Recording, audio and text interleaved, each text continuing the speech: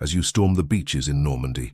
Your life hangs on the rifle in your hands. For American soldiers in World War II, their rifle wasn't just steel and wood. It was survival, it was victory, and sometimes heartbreak. The United States fielded more rifles than any nation on Earth. From the legendary M1 Garand to forgotten oddities that vanished from the battlefield, these are the rifles that armed America and helped shape the outcome of World War II. When the United States entered World War II in 1941, it faced a massive problem. The military had to arm millions of new soldiers practically overnight, but America didn't rely on just one rifle. Instead, it produced an arsenal that was both powerful and confusing. It used everything from old bolt actions left over from the First World War to brand new designs that would forever change modern warfare. At the center of it all was the rifle every soldier prayed to be issued, the M1 Garand. General George Patton himself would call it the greatest battle implement ever devised. But the Garand wasn't alone. Alongside it were rifles that told their own stories of desperation,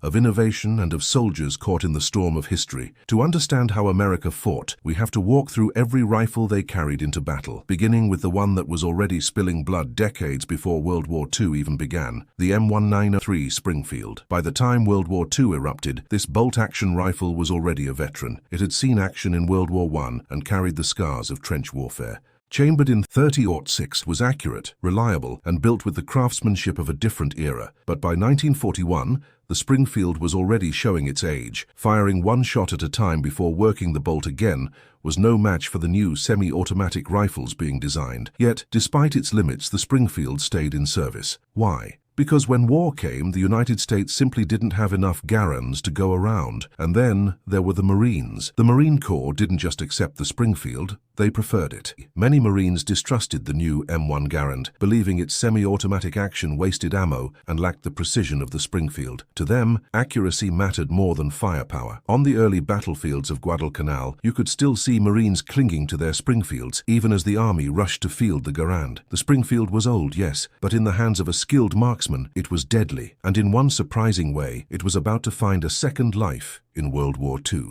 The rifle's accuracy made it a natural sniper weapon. Fitted with a scope, the M1903 Springfield became a silent killer. From the ruined cities of Europe to the jungles of the Pacific, American snipers used it to pick off enemy officers, machine gun crews, and anyone unlucky enough to move in their crosshairs. So while history remembers the Springfield as outdated, its long, patient reach made it one of the most feared rifles of the war, even in an age of semi-automatics. The M1 Garand. If the Springfield was the old guard, the M1 Garand was the future. Adopted in 1936, it was the first semi-automatic rifle to be issued as standard to an entire army. While most nations still sent their soldiers into battle with bolt actions, American infantry marched with a weapon that fired 8 shots as fast as you could pull the trigger. It fired the same hard-hitting .30-06 round as the Springfield, but with one huge advantage: speed. No more working the bolt between shots. Soldiers could lay down a storm of fire, overwhelming enemies who were still struggling to cycle their rifles. German troops facing it for the first time in North Africa were stunned. One officer reportedly wrote that the Americans had a light machine gun in every squad. Nowhere was the Garand's impact clearer than on D-Day. As American soldiers stormed Omaha Beach under withering fire, the Garand became their lifeline. Bolt-action rifles would have forced men to rise from cover again and again to reload, but the Garand let them keep firing,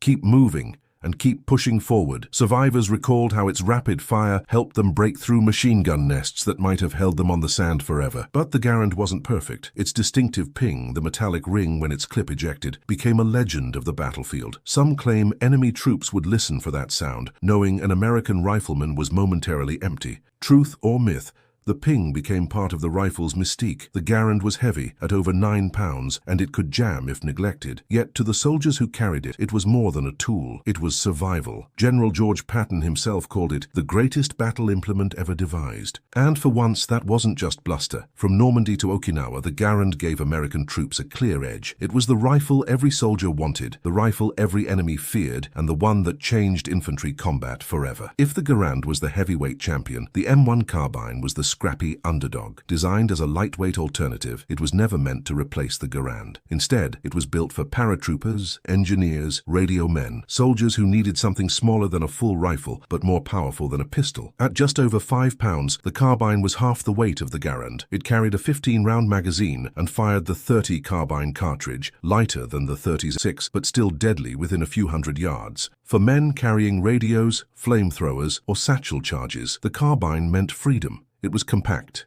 easy to handle, and could be fired quickly in close combat. Paratroopers especially loved it. Dropping from the sky into chaos, the last thing they wanted was to be weighed down. The carbine gave them speed and mobility, and in the early hours of D-Day, many carried it through the hedgerows of Normandy. But not everyone trusted it. The smaller round lacked the stopping power of the Garand. Stories spread of enemy soldiers taking multiple hits before going down, especially in the frozen forests of the Battle of the Bulge, where thick winter coats sometimes blunted the round's impact. Still, the M1 Carbine became one of the most widely produced American rifles of the war. More than 6 million were made, and for countless soldiers, it was the weapon that got them home alive. It was light, it was fast, it was everywhere. The M1917 Enfield. Long before the M1 Carbine or Garand hit the battlefield, there was another rifle waiting in American armories, the M1917 Enfield. Originally designed in Britain and adapted for US use during World War I, the Enfield was a massive bolt-action rifle chambered in .30-06. It was rugged, accurate, and reliable, but by 1941 it was considered outdated. Still, when America suddenly needed to arm millions of new soldiers, the Enfield was pulled from storage and pressed back into service. It wasn't a soldier's first choice. The Enfield was heavy, over 9 pounds, and its bolt action was slower than the Garand's semi-auto fire. But for training camps and National Guard units, it filled the gap, and sometimes it did more than that. Enfields made their way to combat zones, especially in the early days when Garands were scarce. A soldier with an Enfield might have felt unlucky, but the rifle itself was no slouch. Its long barrel made it excellent for accurate fire, and its tough construction meant it could take abuse in the field. The Enfield even saw a second life as a sniper rifle. Fitted with scopes, it was used in smaller numbers for long-range work, just as the Springfield was. Its accuracy and ruggedness made it a capable sharpshooter's weapon, though it never earned the same fame. Still, the Enfield was overshadowed. To most soldiers, it was a reminder that they hadn't been issued the weapon they really wanted. For America, it was the rifle of last resort, proof that in the chaos of global war, you fought with whatever you could get your hands on. Not every American rifle of World War II was a success story. Some were experiments, weapons that promised much but never quite delivered. The most famous of these was the Johnson rifle. Designed by Melvin Johnson, it was another semi-automatic chambered in .30-06, a direct rival to the Garand. At first glance, it seemed brilliant. It was lighter than the Garand, held 10 rounds instead of 8, and could be topped off at any time without waiting for the clip to empty. Soldiers liked the idea, but in practice, the Johnson had problems. Its unique recoil-operated system made it more fragile in the dirt and mud of real combat. The long, awkward barrel recoiled with each shot, throwing off balance and making bayonet use nearly impossible. The army wasn't impressed. The Garand had already proven itself reliable, and the Johnson just couldn't match it. But the rifle didn't vanish completely. A small number made their way into the hands of elite Marine units, especially paratroopers and raiders, who valued its lighter weight